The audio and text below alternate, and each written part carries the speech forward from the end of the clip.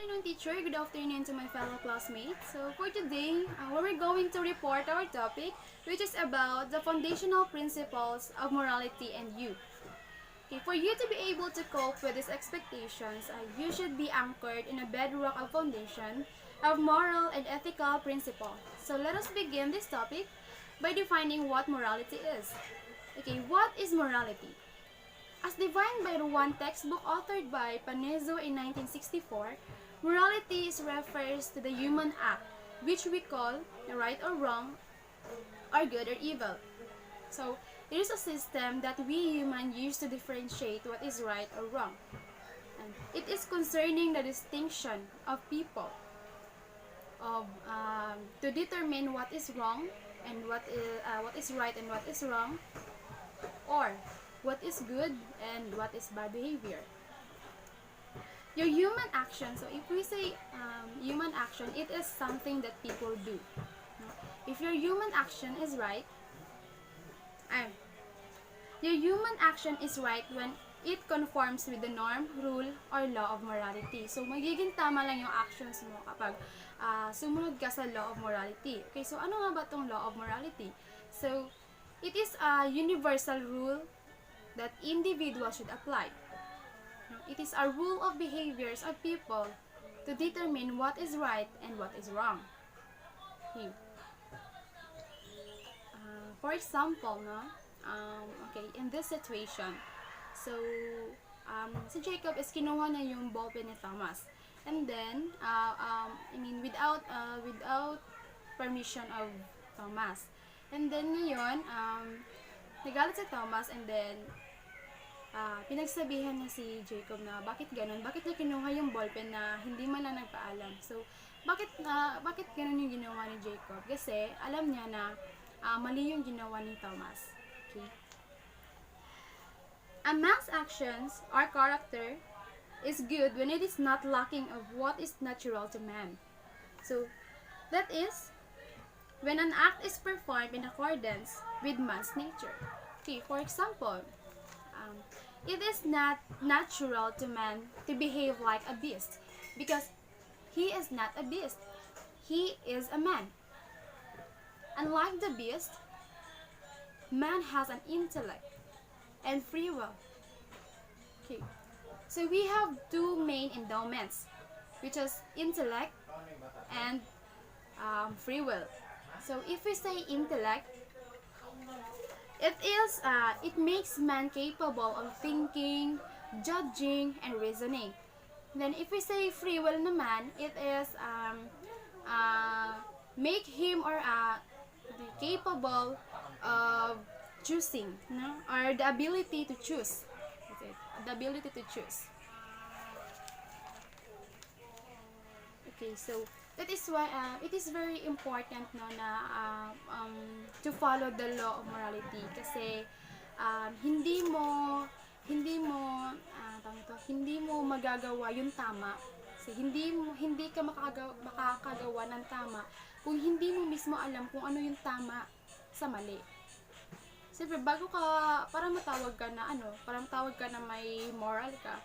If you want to be moral, siyempre, dapat alam mo kung ano yung tama sa mali. Kasi meron din kasing minsan na yung tama nagiging mali and then yung mali na nagiging tama. So, you should know how to determine or differentiate, what is right and what is wrong before to take actions. Okay, so next, we will proceed to the meaning of foundational moral principle. Okay, the word principle came from the Latin word princeps, which means a source or a beginning. Okay. A principle is that when something is based, originated, and initiated. So, principle. So, ano tawag sa Tagalog? Kung saan nagsimula, where it is originated, kung saan nanggaling, ano yung pinanggalingan. Okay, so for example, we talk about the light, The light. So, bakit ba tayo may ilaw? So, maraming ilaw, di ba? We have light in our homes. in streets, malls, in different places. So, saan ba yun nanggaling yung ilaw? Ba't ba tayo ng ilaw? Ba't ba tayo may ilaw? I mean, okay. Dahil sa, yes, because of the sun. So, therefore, the principle is the sun. Kasi sa kanya nagsimula.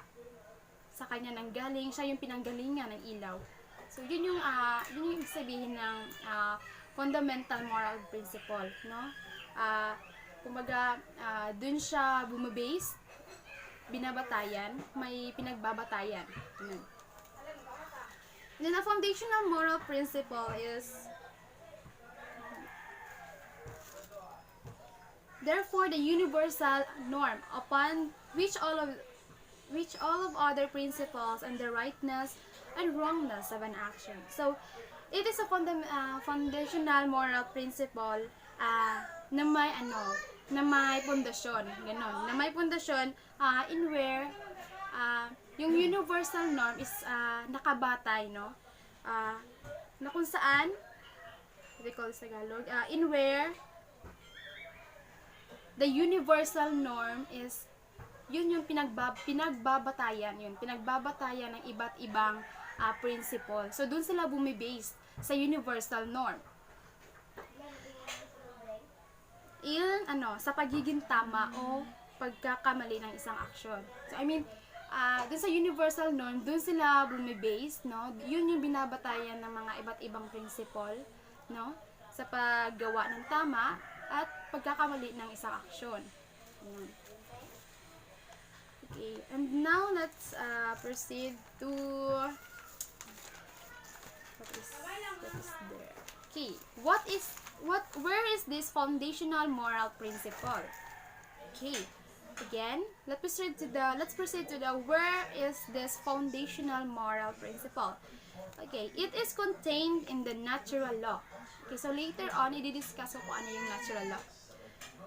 Many moralists, authors, and philosophers may have referred to this foundational moral principle in different terms, but may be acceptable to believers and non-believers to its unnatural law. Okay, so, ano ba ibig sabihin nito? Okay, ano yun? Moralists, authors, and philosophers, no? Pwede silang magdepende or pwede silang mag-refer, no? Mag-refer to foundational moral principle in different terms. So, para sa kanila is pwede silang mag-refer ng foundational moral principles in different terms, no? Iba't iba. But, acceptable siya sa mga non-believers or believers and non-believers. Because, sa kanila is, magre-refer lang sila sa natural law. Okay, sa natural law lang sila magre-refer on how to be moral. Okay?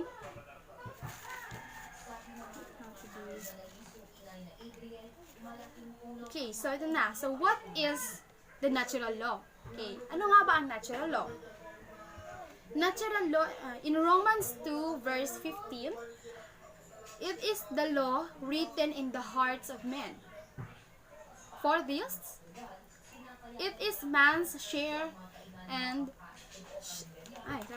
It is a man's share in the eternal law of God. Eternal law of God. So, if we say eternal law means it is the rational purpose. No? Rational purpose, it is God's rational purpose and plan for all things. Right? Okay. And then, because it is in a part of God's mind, then it has always and will always exist.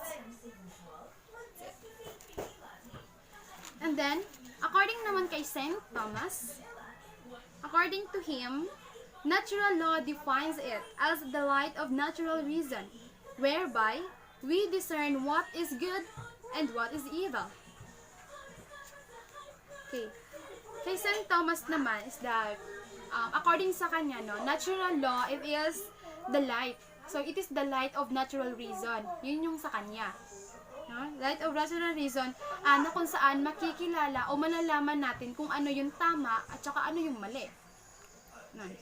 And then, according naman kay Panizo in 1964, it is the law that says, do good and avoid evil. So, simple as that. That is according to Panizo naman about natural law.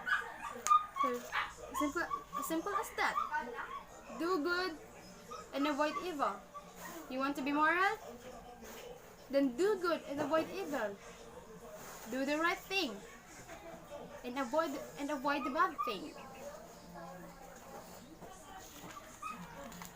Okay, so all men and women, regardless of race and beliefs, have a sense of this foundational moral principle. So, it is a grade of man's nature. Okay, so, lahat daw ng mga kababaihan at kalalakihan, no? Iba-iba man yung lahi, no? Iba-iba man yung lahi or, tawag nito, pananaw or yung pinaniniwalaan. So, hindi daw yan siya nakabase. I mean, hindi siya nakabase kung anong lahing meron ka, kung anong estado ng buhay meron ka, or ano yung pinaniniwalaan mo. No? And then, we are inclined to do what we recognize as good and avoid which we recognize as evil. Okay. So, mas mabuti daw na mas kilalanin natin kung mas kilalanin natin kung ano yung mabuting gawin, yung tamang gawin, at iwasan yung mga kinikilala nating hindi mabuting gawin. Yun siya. And then, so, Panizo says that all people on earth, no matter how savage and illiterate, have recognized a supreme law of divine origin and commanding good and forbidding evil.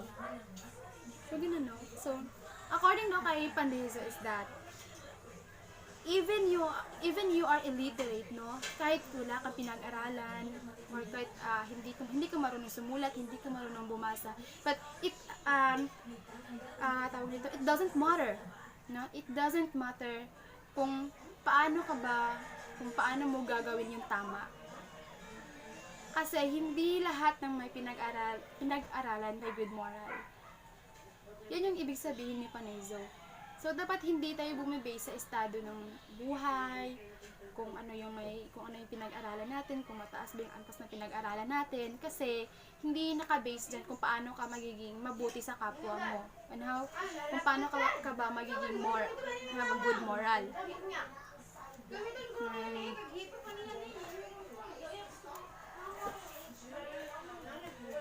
So, according to Panizo is that, kung sa kanya is, kung gagawa ka ng mabuti is, tawag nito, hindi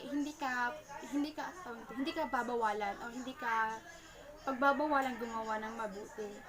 Kasi, for example, di porket mayaman siya. Kasi marami yan ngayon eh. Wag mo na siyang kasi mayaman yan, kilala yan. So, dapat hindi ganun. Kasi, hindi sa estado ng buhay o sa antas ng edukasyon kung paano ka magiging mabuti sa kapwa mo. Yan siya. And, so, yan yung sa akin. And now, si Mr. Alcos is, he will continue to explain what natural law is. So, ito lang muna isa. So, Mr. Alcos. Good afternoon, classmate. The topic today is about the natural laws and says. Why the natural law and good and evil? The human evil is a professional, particular, should or act for the God, community, neighbor, and faith. What is the golden rules? First is the golden rules is good behaviors. Number 2 is outstanding behaviors. The 8 types of found is first is strive to know and truth. Number 2 is resolve to resist evil. Number 3, says nothing to hurt others. Number 4, respect life, morality, and property. Number 5, engage in job that does. Number 6, strives to face their mind and evil. Number 7, control their feeling and strode. Number 8, practice property, form and contraction. There is important theoretical principle which distinct that interesting the means. First is letter to the Roman. Why is the letter is the Roman? First is respect life of morality and property. First, try your achieve something good by doing something bad is never the right things to do. The example is a good and avoid evil is to say that is another way. Shouting is bad moral. Objective is always bad no matter what good purpose might motivate in the choice. Why? We also handle bad and good and behavior.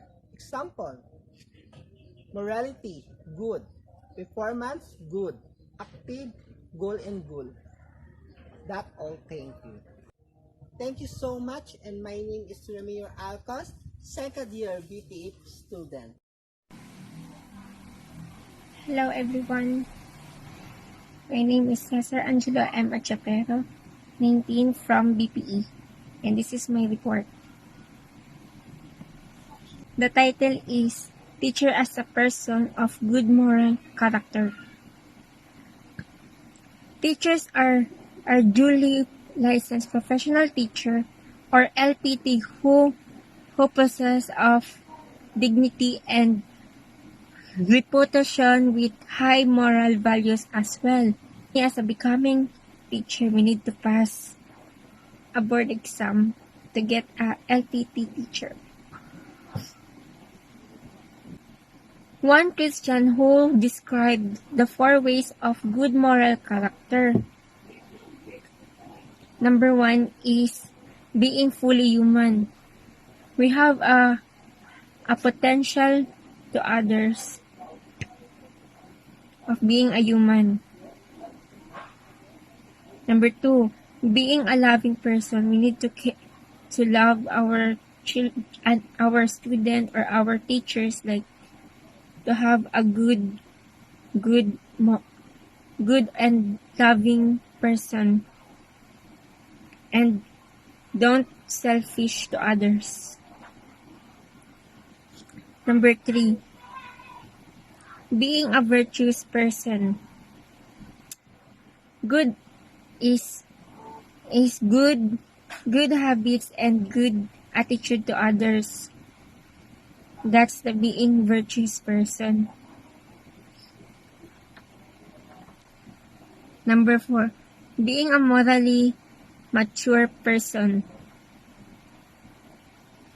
You have reached a level of development of emotionally, social, mental, spiritual to appropriate your developmental stage. According to the famous Chinese philosopher Confucius, the same principles when he said, do not do to others what you do not like to others do to you. Immanuel Kant taught the same. According to Immanuel Kant, way that your rule can be the principles of all, according to him. For the Christians, the Bible shows the way to the good of life is the 10 Commandments and the 8 Beatitudes. The Ten Commandments and the eight virtues are the summarized in the two great commandments of all. For example, love for God and love for neighbor.